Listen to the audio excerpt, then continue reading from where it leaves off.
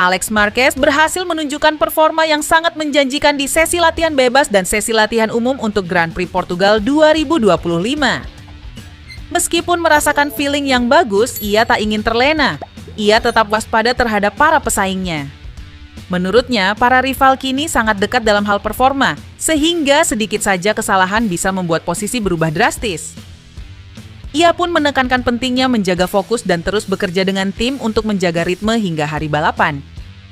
Dengan hasil latihan yang positif dan mentalitas waspada, Alex Marquez tampak siap memberikan perlawanan serius di Portugal. Tapi ia tahu, persaingan di lintasan akan tetap ketat dan tidak ada ruang untuk lengah. Pada hari Jumat sesi latihan bebas di Portimao, tim Honda menunjukkan sinyal positif. Pembalapnya yaitu Joan Mir dan Johann Zarco secara terbuka mengakui bahwa hari tersebut berjalan cukup baik untuk pabrikan Jepang. Secara spesifik, Mir berhasil mencatat posisi 5 besar dengan menempati urutan kelima pada sesi kombinasi latihan bebas hari Jumat. Sementara Zarco menorehkan hasil yang hampir serupa, berada di posisi ke-6 dalam daftar waktu tercepat sesi tersebut. Mir dan Zarco menilai bahwa hasil yang diperoleh tak sekadar cukup baik, tetapi membuka peluang nyata untuk podium pada balapan nanti. Mir bahkan menyebut bahwa motor Honda saat ini mulai menemukan dasar yang cukup solid, meski masih ada aspek yang harus diperbaiki, misalnya stabilitas. Zarco menambahkan bahwa dibandingkan musim sebelumnya, situasi Honda jauh lebih baik. Dia mengakui bahwa motor kini memiliki potensi untuk finish 5 besar bahkan naik ke podium.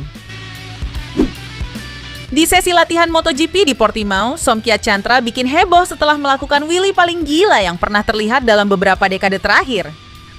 Saat keluar dari tikungan terakhir, Chantra membuka gas penuh dan motor Hondanya langsung terangkat tinggi, hampir seperti mau salto ke belakang.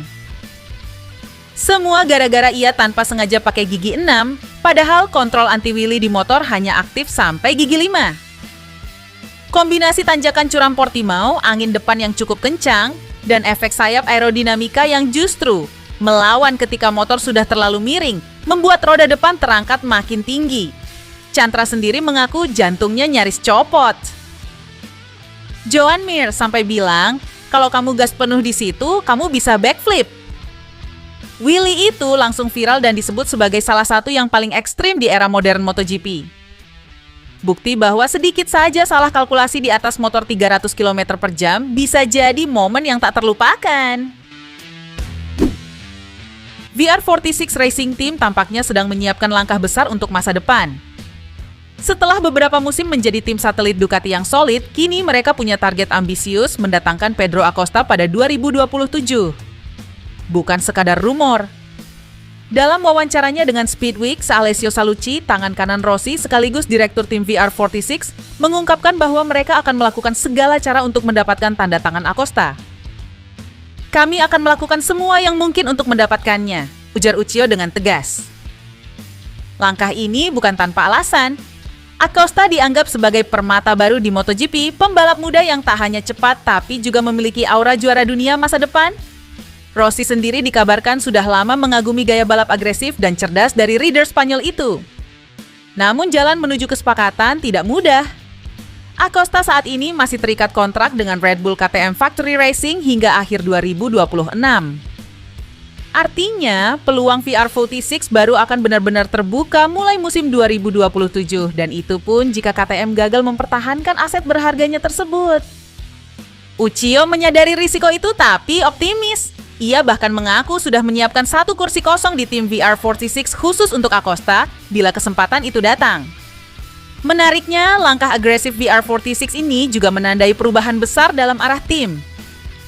Jika dulu mereka selalu memprioritaskan lulusan dari VR46 Riders Academy, kini situasinya berbeda.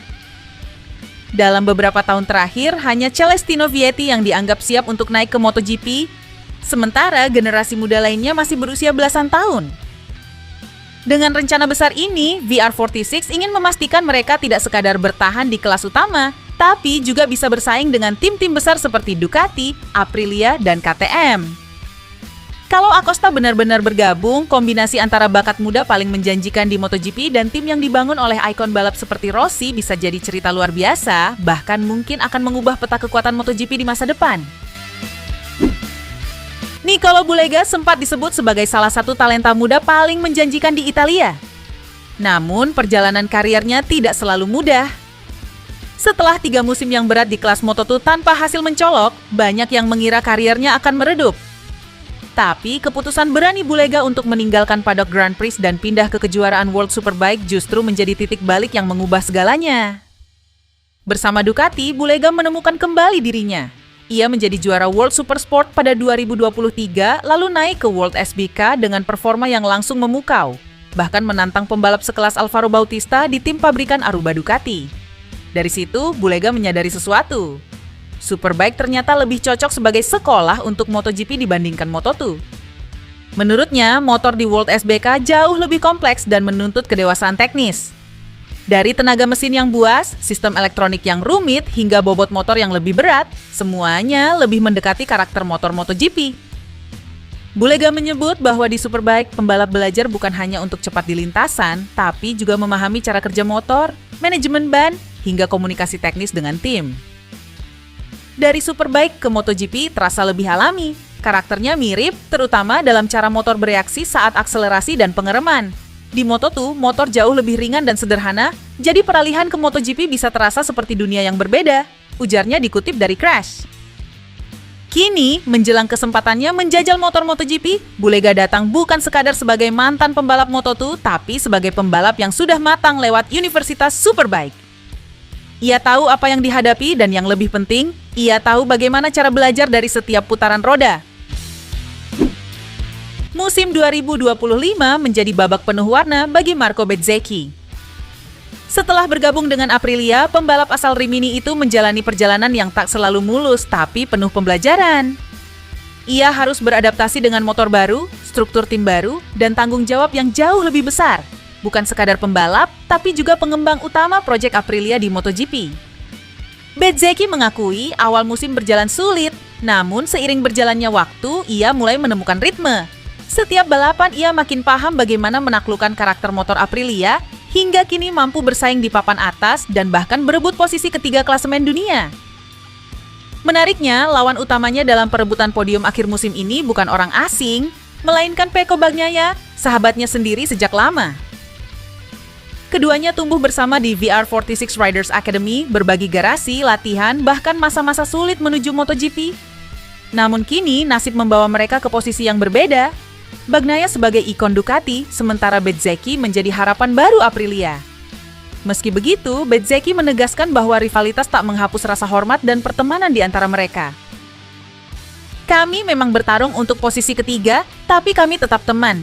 Kami hanya lebih jarang bertemu karena kini di tim yang berbeda, ujarnya dikutip GP1.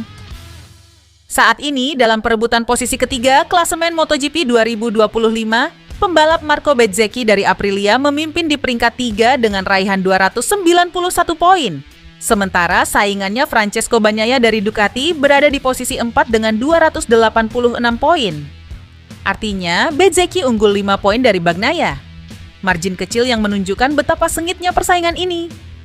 Dengan hanya 2 balapan tersisa di kalender musim ini, pertarungan untuk mengamankan podium akhir klasemen semakin memanas. Bezzecchi tahu bahwa jika ia mampu unggul lebih dari 37 poin atas Bagnaia di akhir minggu di Portuguese Grand Prix, maka ia akan secara matematis mengunci posisi ketiga dan sekaligus menjadi pembalap Aprilia pertama yang mencapai prestasi tersebut. Drama kembali mewarnai dunia MotoGP? Kali ini bukan soal rivalitas pembalap, tapi tentang sirkuit baru yang sempat jadi kebanggaan, Balaton Park Circuit, Hungaria. Sirkuit ini awalnya digadang-gadang sebagai simbol ekspansi MotoGP ke wilayah Eropa Tengah, modern, megah, dan berpotensi jadi destinasi baru untuk para penggemar balap. Tapi ternyata, di balik gemerlapnya ada cerita lain yang lebih rumit. Beberapa hari setelah gelaran Grand Prix di Balaton Park, muncul kabar mengejutkan.